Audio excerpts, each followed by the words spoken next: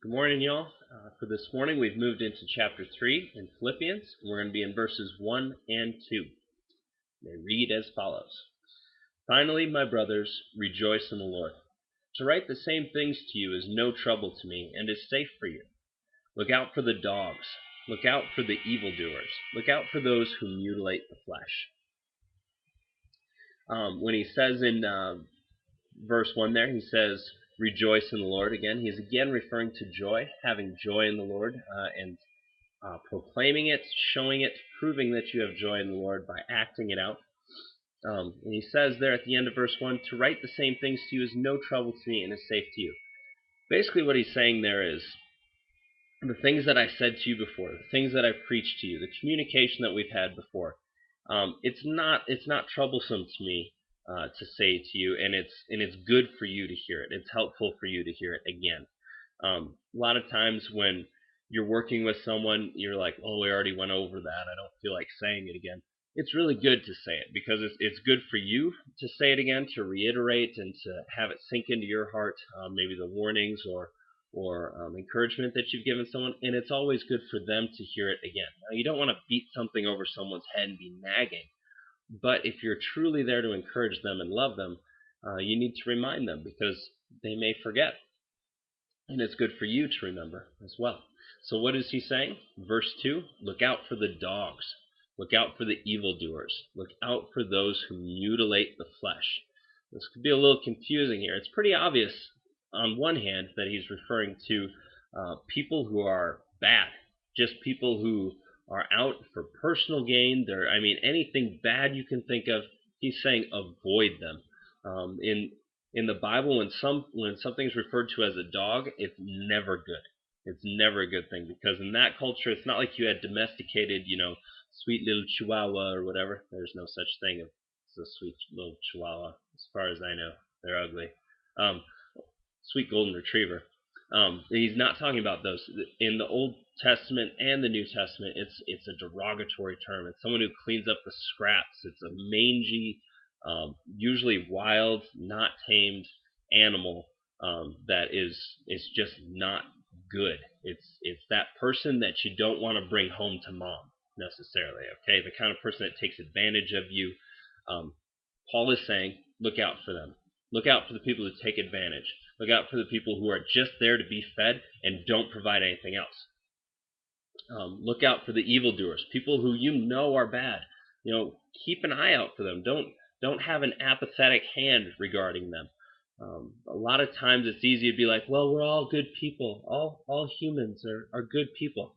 That's not what the Bible says. And Romans says there's none righteous, no, not one. No one is good.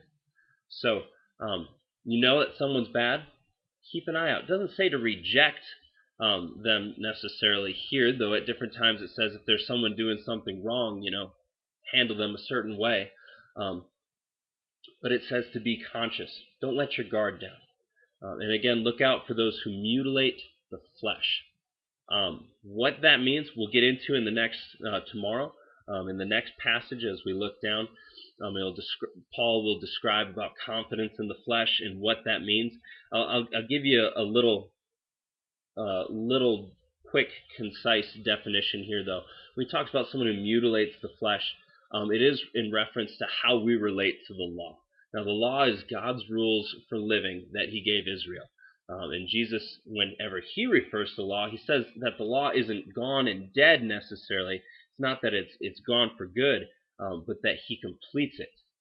He actually requires higher standards for us than what the Israelites had. As followers of Christ, following him to live in unity and in relationship with God after becoming a believer, we need to hold to a higher standard. And Paul is saying, look out for those people who want to destroy that. Look out for those kind of people who really want to destroy your consciousness about you following God's standards. And this is something that is very controversial in the church because it's like, well, we don't want to let people go. We don't want to kick people out. We don't want to remove people from relationship who could be brought to God. But at the same time, many different times throughout the New Testament, Paul and Jesus say, and Peter says as well, and John and James for that matter, when there's someone who is in sin, we need to be careful and we need to handle properly. So if you have a close friend, if you have someone who is sleeping around or constantly in battle with their parents and you're not doing anything about it, you need to.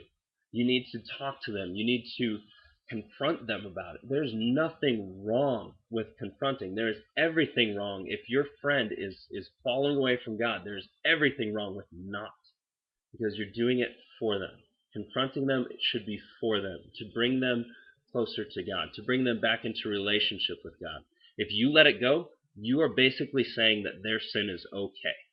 If you let someone's sin go that you see and you love them, you are basically saying that it's okay.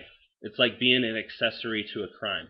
You see a crime and you don't do anything about it, you're an accessory to the crime. You allowed it to happen. Same with sin. Sin is a crime against God. So if you see this and you don't do anything about it because you don't want to be confrontational or you don't want to scare them away from God, they're already away from God. You need to be willing to reach out to them and not to make yourself look good. A lot of times when something's brought to someone, they'll assume that it was, oh, you're just judging me. You feel like you're better than me. If you come across that way, and if you truly feel that way, you'll probably come across that way, they may say that. But if you come at it with, I love you. I see this happening. I see what you're doing. I know that this is bad for you, that this is keeping you from God. This is keeping you from correct relationship with Him.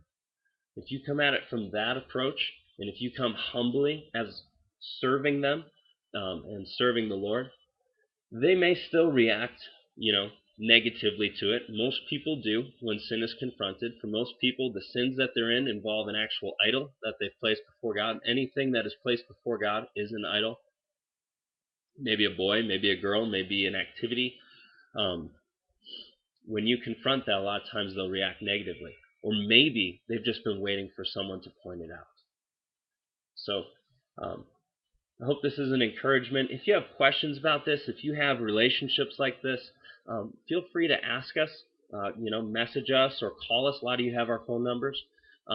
Just ask, hey, what should I do? Now, you don't want to go around asking all your friends, like, my friend has this problem, and it's blah, blah, blah, blah, blah. That becomes gossip at that point. But if you are concerned and you're not really sure how to go about it, come ask us and we'll help you, because we've probably blown it doing this before and may have some insight. And the Bible has a lot to say about coming alongside your friends and those you love for the sake of bringing them closer to the Lord. And if you have something and you know it, it's time to deal with that. If you'd like help, again, we're here. Otherwise, all you have to do is just pray, and the Lord is there. And the Lord is there to help you. And steps beyond that involve letting someone else know about that struggle that you have to help you stay close to the Lord. Hope this is an encouragement. If you have any questions, again, please feel free to message us. Can't wait to see you guys at youth group tomorrow night, 7 o'clock. See you there.